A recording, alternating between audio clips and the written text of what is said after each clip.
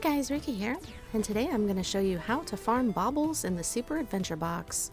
I've seen other videos on this subject, and some of them are a little outdated as the dig spots did actually change over time, but quite a few people have asked me what is the best way to farm baubles. The fact of the matter is that the best way for me is not necessarily the best way for the next person, but I can show you how I do it. I started out using taco markers and then ended up using Blish HUD with pathing, and that does give you the option to find all of the bauble detours, the chest locations, and the hidden rooms that have baubles inside of them. Once you have the pathing, that's half the battle done. Now you just need to know which levels that you need to spend time in, and which spots are going to be worth your time in order to find some baubles. In order to optimize your bauble farm, you're going to need the digger or shovel and the mini bomb, and you really should get at least one of the Bauble Purse upgrades.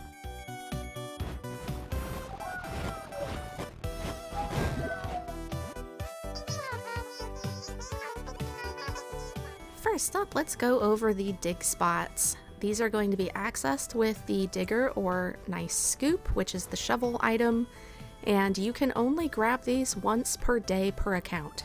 I start out each day doing the World 1 levels on normal, and my first focus, aside from doing the dailies, is getting all of the dig spots. Sometimes the dig spot is just not worth the trouble, so you can skip it, because if you're spending too much time on one thing, well, that time could be spent getting baubles somewhere else. The dig spot in the King Frog's room at the end of Zone 3 is definitely the one that I'm thinking of most. The main reason why I like to get all the dig spots in the first run if I can is because I might end up doing a second run, and when I do that, I know that I shouldn't detour to the dig spots.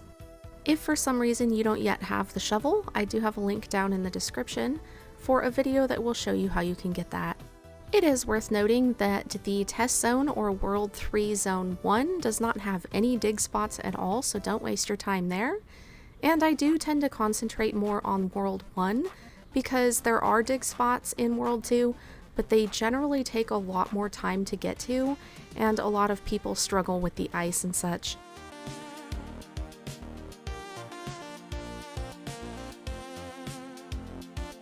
Next up are chests. These you can get every single time you go into a level as long as you have a key, and the exception to that is going to be the World 3 test zone, which does not require keys for the chests, you just have to find them. Again, I tend to focus on World 1 for the chest farm just because they're a lot easier to get to, a lot quicker to get to, and the drop rate for keys from monkeys tends to be a lot better than in the World 2 zones. You do always have the option of buying a key from one of the shops. There is a list of everything that the shops carry on the wiki, but I do think that if you're putting too much effort and time into getting to a chest and getting a key for that chest, it's probably worthwhile to just go somewhere else and get baubles in that time. Now for the hidden rooms. With the mini bomb, you can bomb open walls and floors in order to access rooms that have baubles in them. Some of them are worthwhile and some are not. The mini bomb does, of course, cost you a bauble, so you want to make sure that you're always getting that back, and in my experience with all of these hidden rooms, you generally do. There are also hidden rooms that are not great for baubles, but do give you fancy furniture coins, which are useful for your guild hall. With these hidden rooms, I tend to just grab them every time I go into a level while I'm doing the dailies, but you can actually specifically target the hidden rooms and just go in and out of levels getting those baubles because they're so easily accessed. If you combine all of these things, the dig spots, chests, and hidden rooms, along with just completing the levels and destroying every piece of furniture in the little shops that you encounter, you will end up accumulating quite a few baubles.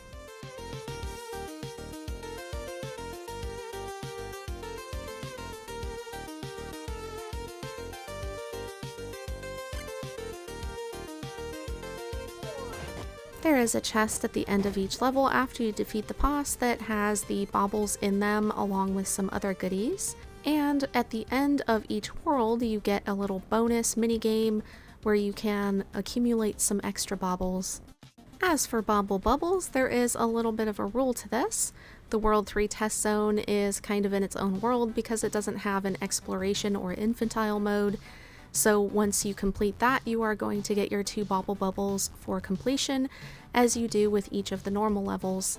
The infantile or exploration mode levels are going to give you 1 Bauble Bubble per day at the completion of those levels, and your tribulation mode, well, that's just going to give you a little piece of your soul back.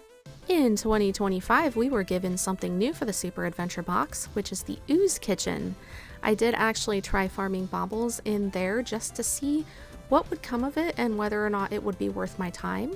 I went into the Ooze Kitchen, completed the event and the boss event, got the baubles around the chest at the end, exited, and then went back in right away and started a new event, and in an hour I was able to farm 455 baubles.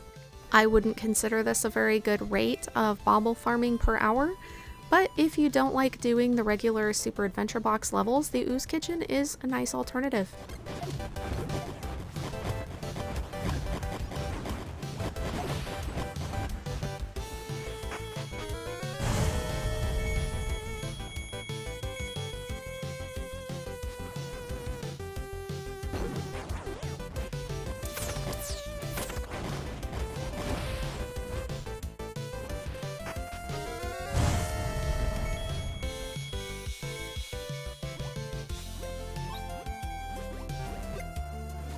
Back when I first started playing the Super Adventure Box and I didn't have all of the upgrades and I saw all of these cool things that you could get from the vendors and all of the weekly stuff, well, I came up with a farm that gave me a fairly decent amount of baubles per hour.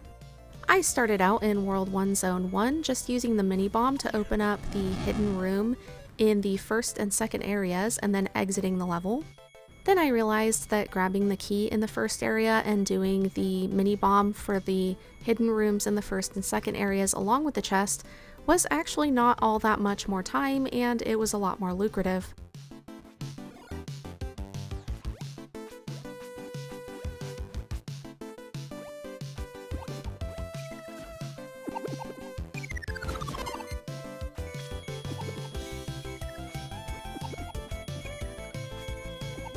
In World 1 Zone 2, I ended up finding that I liked doing a lot more than just 1 or 2 things, but I did start out with the hidden rooms in the first area and the second area for just the baubles. From there, I decided that it was worthwhile to get all of the dig spots the first run, and each time, if I could manage it, to kill the bee and get her honeycomb.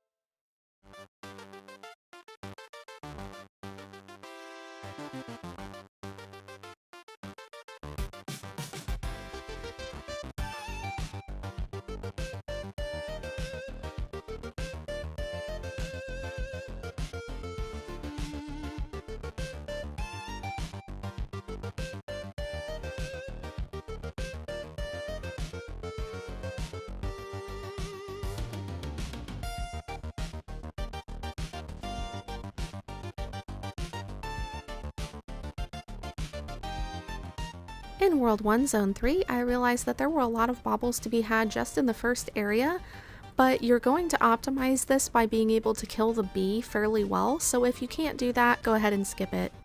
It is at least worth 1 run going into World 1 Zone 3 just for that first area to get all of the dig spots, because my goodness, there are a lot of baubles in them.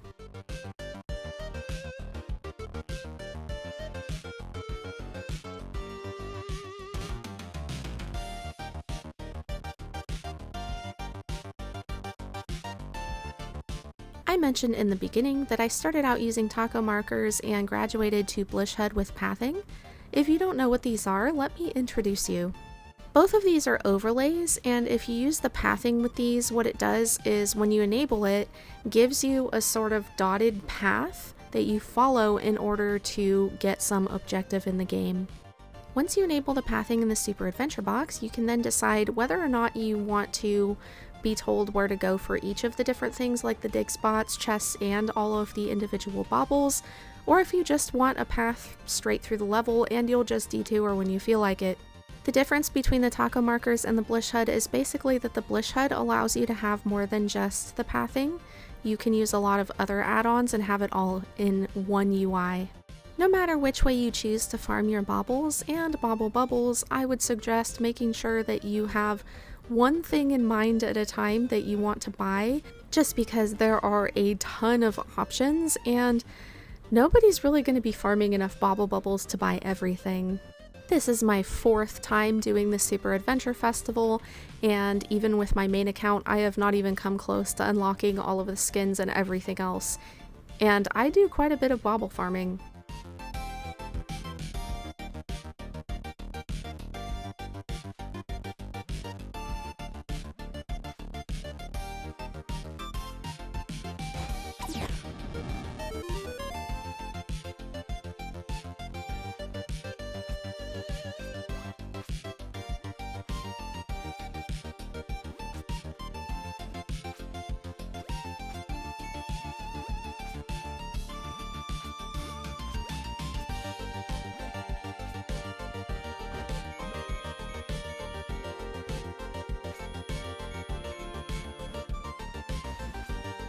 If you have any questions or comments, drop them down below, and I wish you the best of luck farming baubles.